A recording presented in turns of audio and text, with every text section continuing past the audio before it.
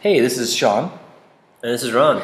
So we're here, we're going to do a basic fraction demonstration. For those of you who are like, fractions are not my thing, and I really need some basic support. So Ron, what do you want to do for a basic kind of problem?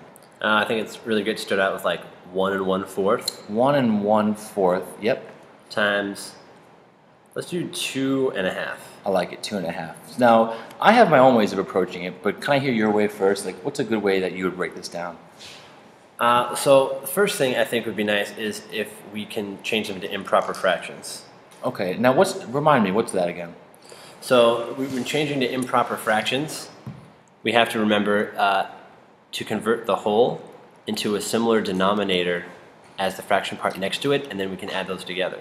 Could I also add, now my interpretation of an improper fraction, what I always picture is you have a bigger number over a smaller number. Oh yeah. That's the basic premise? Yeah. Okay, so how would you talk me through 1 1/4? Like, how do I turn that into an improper fraction? What are my steps? Okay, so I would say I would just start out with your own equation. Just start out with 1 1/4. Okay. And you say equals, and let's break it down. So I'd say 1 plus 1/4. Oh, so it's the big number plus the small fraction. So it's 1 whole plus 1/4. Yes. Okay, and how do we keep going? Now at this step, you want to change that 1 so it has a denominator of 4. Another way we can think about this is how many fourths go into 1 whole. So this is my whole right here, and I guess the shape could have been any size, but my goal is to cut it in basically 4 equal parts. I'll try my best. Let's see, 2. Sorry. Okay, these are not equal, but so you're saying 1/4 and another fourth and another fourth and another fourth. Altogether it makes 1 whole unit. Mm-hmm. So that's what this is right here. But how does it help us solve the problem?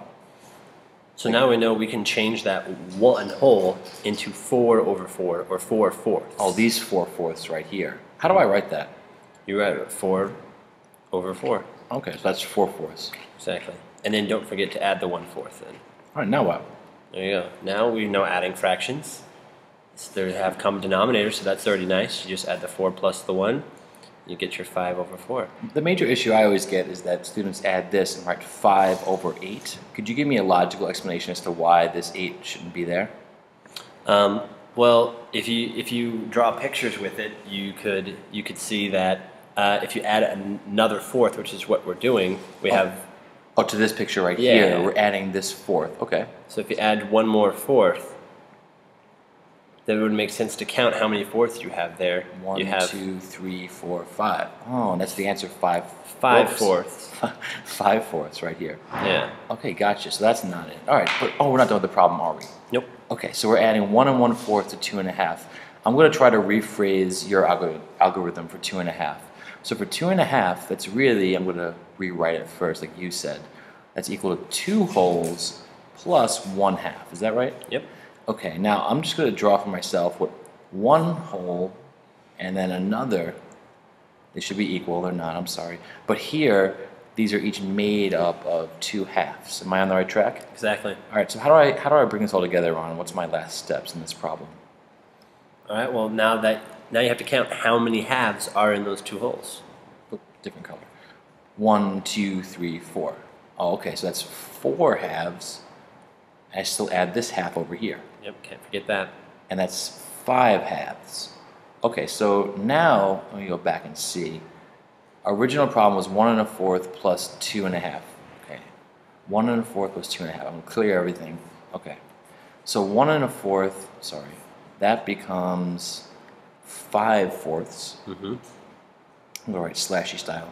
And 2.5 is, what was that again? 5 halves. Oh, 5 halves. But I can't really add these two because they're in terms of different fractions. Like, this is how many halves. What do I do We're now? multiplying them.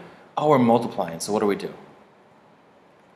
So you go there, and then the algorithm we learned in class was to multiply the numerators to get the numerator, Oh, 25. and multiply the denominators to get the denominator. Okay. Now, I don't think I can reduce. The way I tested it, I think, what are my factors of 8? That's 1, 2, 4, and 8, and none of those go into 25, so I'm done. Is that Right.